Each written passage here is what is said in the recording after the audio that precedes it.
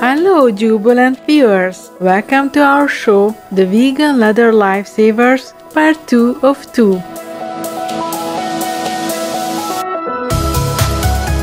In the first episode, we learned of the exponential growing rate of mycelium leather, the roots of the mushroom, which have a woven cloth-like structure that can be pressed, embossed and colored to make resilient vegan leather products. Mushrooms grow at a rate where usable materials can be ready in just a few weeks, using only waste byproducts from farms and industry, like rice husks and wood chips. We also viewed an innovative textile from sunny Mexico, made from the abundant, tough-skinned cactus that have been transformed into a vegan leather textile by the funding company Deserto, which has received many distinguished achievement awards for their wholesome, planet-friendly product. In part 2 of our show, we will see this trend adapted to another crop, that type being one of the world's most popular fruits, the pineapple.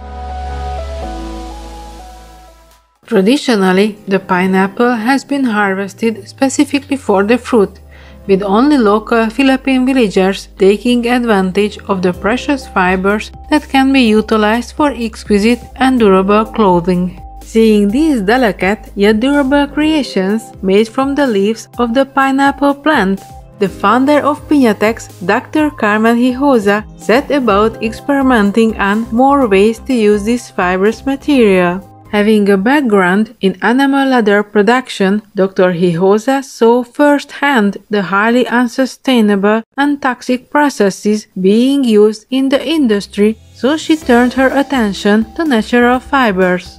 After much research and experimentation, Dr. Hinojosa, with the help of local farmers and scientists, created Piñatex, a natural vegan leather-like material.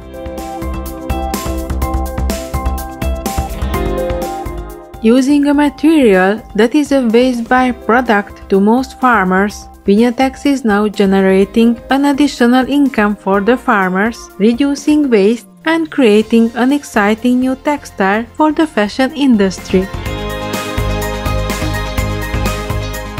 The characteristics of Piñatex are a highly durable and versatile material which can be embossed, colored, sewn, and used in shoes, clothing, bags, and numerous other ways. Its use is only limited by one's imagination.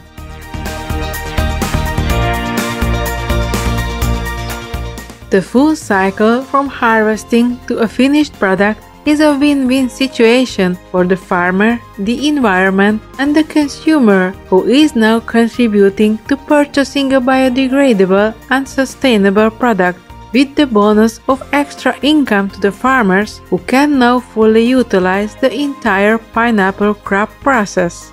Piñatex is truly a product of and for the people.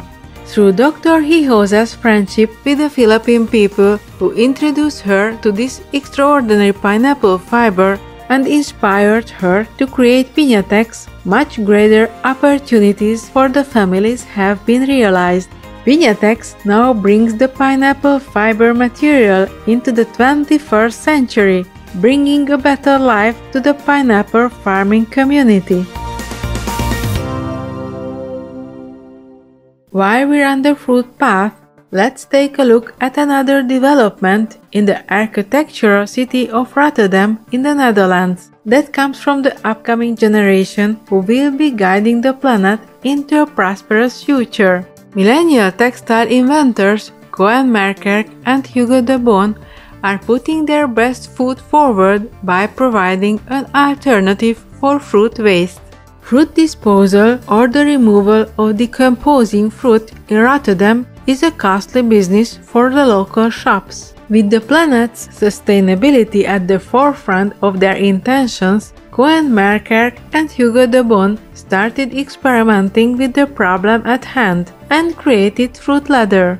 And with this product came an exemplary model of a circular economical solution that also has fashion designers swooning at the new material.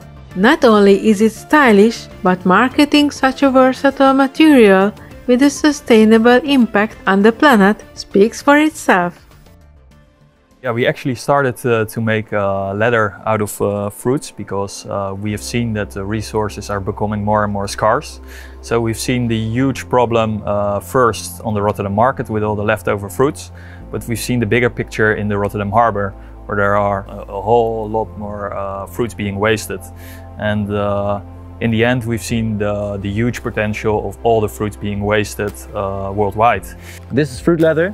And technically the process and what we do is we collect the discarded fruit. So we started collecting that and we started discovering what we could do with it, and then eventually we developed a process which actually involves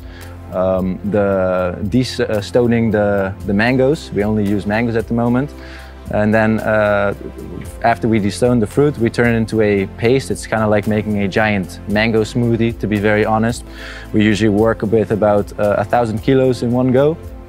And then after we add a bunch of natural additives to increase the durability and to increase the life expectancy.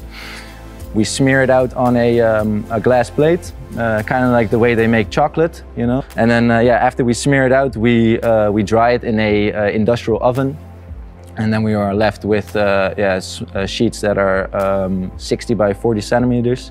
And then afterwards, we have the ability to either color the material, keep it a natural color, and also finish it with a certain embossment to really give it that leather finish. And that's the way that people can really identify it as leather. And that's kind of the whole process in a nutshell.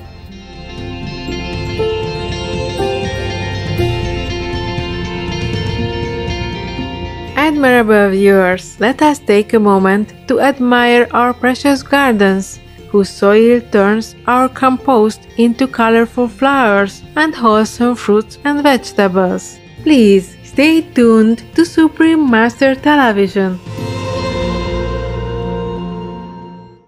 Warning: you might find the content herein disturbing, but the truth must be revealed.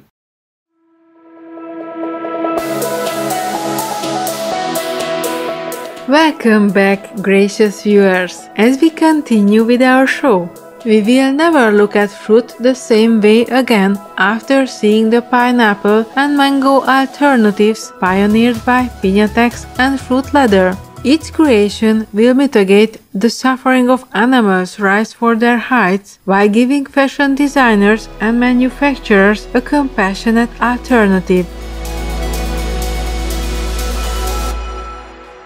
These animal leather industries are not only detrimental to the environment and workers with the toxic chemicals and processing methods, but they also bring an untold burden upon themselves with a karmic price that has to be repaid. Supreme Master Thanh Hải enlightens us with her insightful knowledge and warnings to these industries. Whatever we cause, we have to bear the consequence. There is no escape from this spiritual law. So if we sell meat or open a meat restaurant, sometimes even killing raw fish or even live seafood and animals and all that, this is incurring terrible bad karma. People just don't know that, because this is just another job and they will not earn that much money either.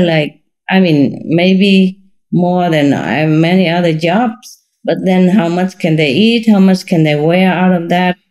And they do not know that bad karmic retribution is immense, immense. Anyone who opens a meat or fish or these animals, products, restaurant or even a shop, they do not know how much harm they're doing to themselves. That's why they're doing it. No matter how successful they are, they will have to pay dearly, dearly in the near future or in the next lifetime, and even affect their children and their parents, many generations to come as well. Whoever partakes in this so-called success, the financial that comes from this kind of meat restaurant or meat industry or animal industry, they will have to pay so dear, so dear. This is terrible to even think about it.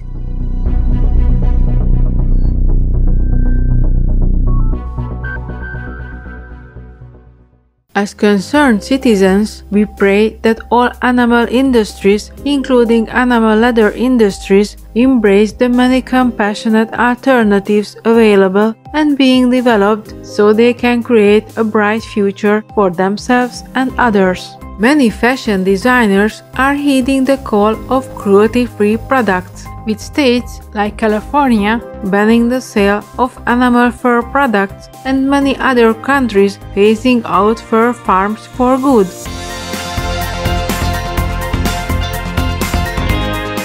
Car manufacturers are also jumping on board with Tesla's all-vegan Model Y. We applaud all the sincere efforts of manufacturers leading with their hearts to a love-filled world that is reflected in the way we dress, live, and eat while we are guests on this wondrous planet. The exciting new variety of options and products are too many to list as consumers see the full benefits of plant-based living.